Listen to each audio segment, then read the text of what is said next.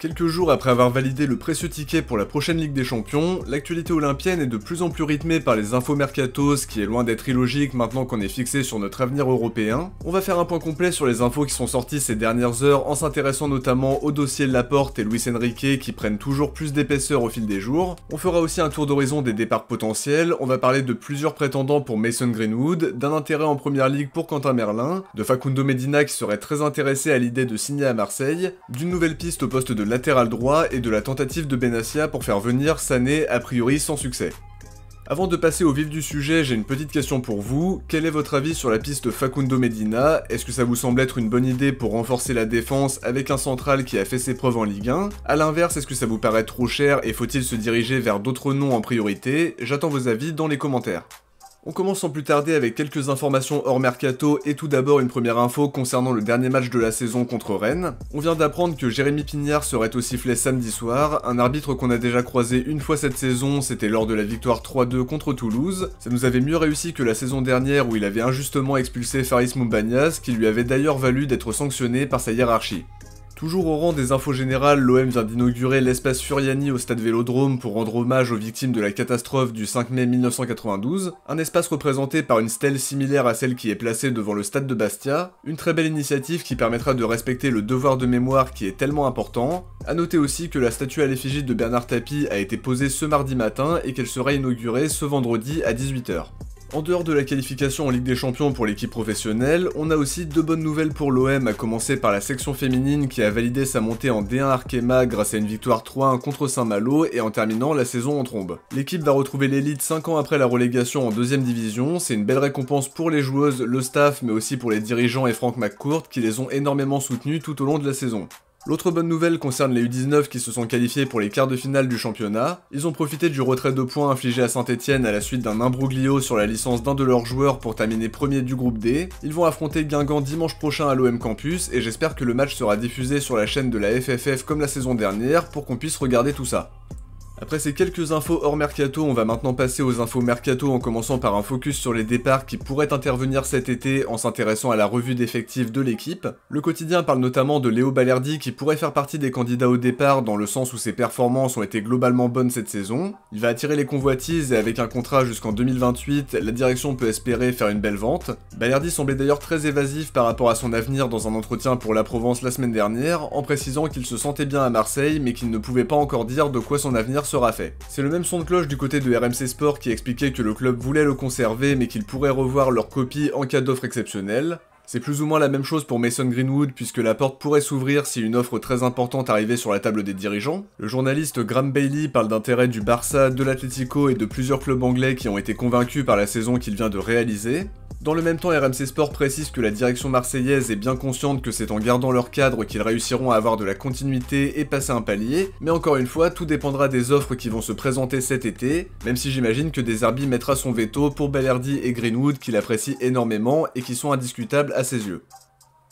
L'équipe évoque aussi la situation incertaine de Valentin Rongier qui n'a plus qu'un an de contrat et qui n'a toujours pas prolongé alors que ça fait un moment qu'on en entend parler. Il doit rencontrer cette direction et un départ ne serait pas à exclure si on en croit les infos du quotidien. De leur côté, la tribune olympienne croit savoir que l'OM aimerait le prolonger en réduisant un peu son salaire quitte à l'étaler sur 3 ans de contrat puisqu'il touche actuellement 300 000 € mensuels, donc à voir s'ils vont réussir à le prolonger dans les prochaines semaines. Il y a d'autres départs potentiels qui sont moins sujets à débat, je pense à Paul Lirola qui aura eu son importance dans la saison avec un but et 2 passes D contre Lyon, mais qui est très loin d'avoir fait une saison exceptionnelle. Il n'a plus qu'un an de contrat et clairement faut lui trouver un point de chute pour économiser son salaire et récupérer une indemnité de transfert.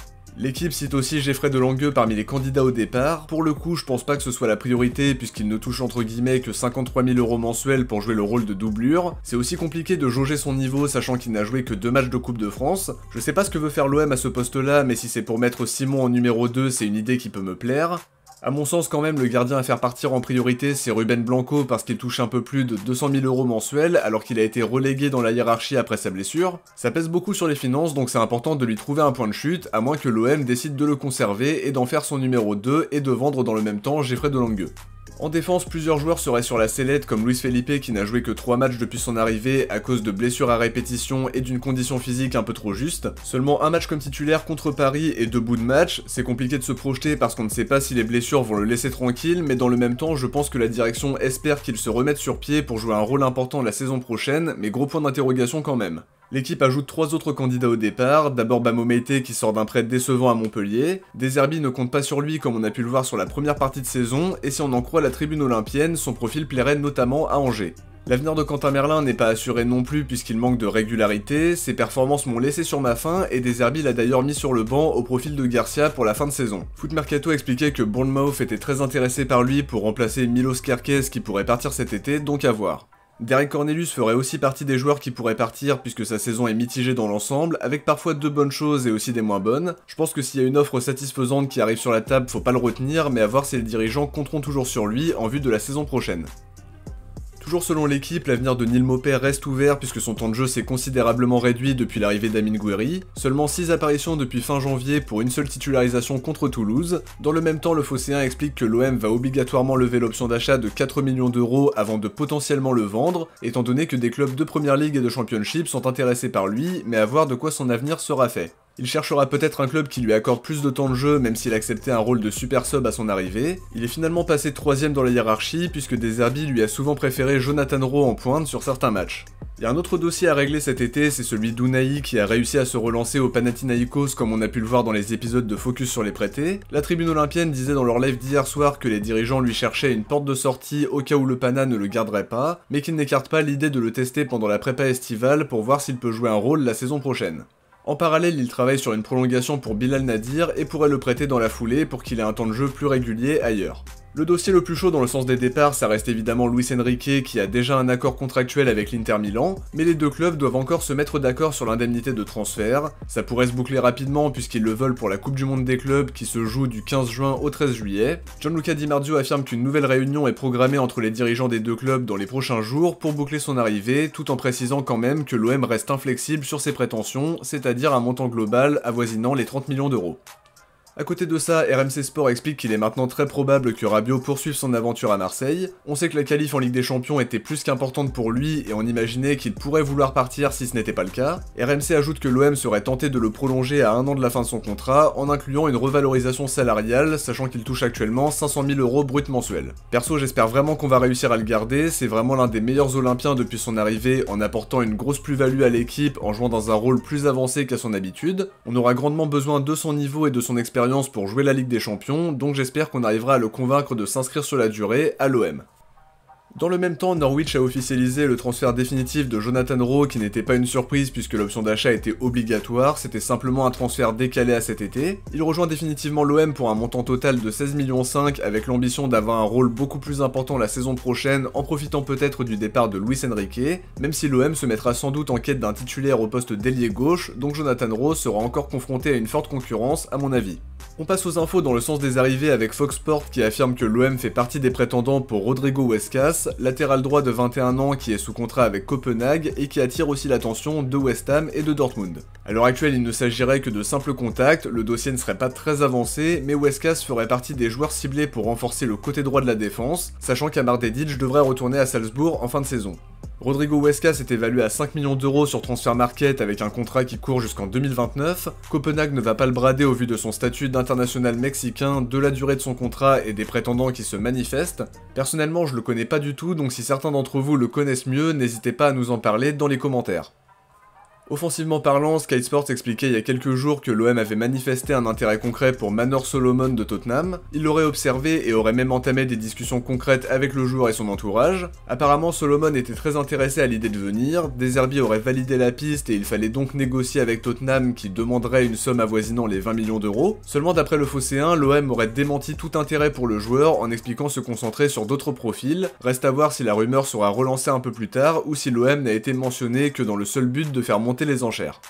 Toujours dans le secteur offensif, Loïc Tanzi expliquait hier sur le plateau de l'équipe du soir que la direction de l'OM avait tenté de convaincre Sané de signer à Marseille cet été sans succès. Ça montre quand même que les dirigeants ont de la suite dans les idées, et surtout cette information traduit une certaine ambition maintenant que la qualif en LDC est acquise. Il continue de sonder le marché des joueurs libres pour saisir la bonne opportunité sans trop se ruiner, et perso je trouve que c'est une information qui laisse à penser que ce mercato d'été 2025 sera vraiment excitant, même si Sané ne sera pas l'heureux élu.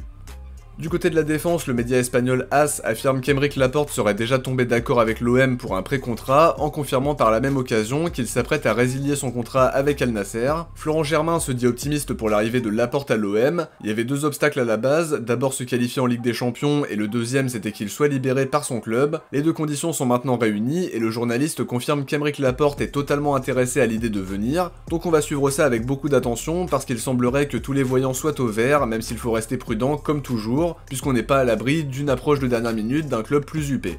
Il y a une autre piste qu'on a évoquée à 2 ou 3 reprises sur la chaîne et qui semble se confirmer si on en croit les propos de Léo Balerdi dans un entretien pour La Provence. Il a confirmé que Facundo Medina aimerait beaucoup jouer à l'OM, il explique qu'ils ont une très bonne relation et qu'il lui dit toujours de le rejoindre à Marseille parce qu'il a un caractère qui le rend totalement OM compatible. Balerdi a déjà évoqué le sujet à plusieurs reprises avec Benassia, mais reste à voir si la piste ira plus loin parce qu'il y a un obstacle majeur. Lens réclame 25 millions d'euros pour le laisser partir et l'OM ne serait pas très enclin à l'idée de s'aligner sur leurs prétentions. Dans le même temps, Facundo Medina aurait aussi des exigences salariales importantes, donc dans ces conditions-là, c'est pas simple de se projeter, mais les choses peuvent évoluer au fil des semaines. De mon côté, j'arrive à la fin de cet épisode qui visait à faire un point complet sur les dernières informations qui sont sorties. J'espère que ça vous a plu et si c'est le cas, n'oubliez pas de laisser un like, c'est super important pour me soutenir et pour participer au référencement. Un grand merci à tous ceux qui y pensent. Je vous invite aussi à vous abonner en activant la cloche des notifications pour ne rien louper de l'actualité olympienne, sachant que les vidéos vont vraiment être très nombreuses avec le mercato qui approche. Si vous avez regardé la vidéo jusqu'au bout, écrivez mercato dans les commentaires. Je vous dis à très vite pour une prochaine vidéo et d'ici là, n'hésitez pas à aller voir l'analyse que j'ai sortie sur Ulysse Garcia ce midi. On revient notamment sur sa montée en puissance en se demandant de quoi son avenir sera fait. Le lien sera en commentaire épinglé et vous pourrez cliquer directement sur l'écran de fin de vidéo dans quelques instants. Ciao, portez-vous bien et surtout allez l'OM.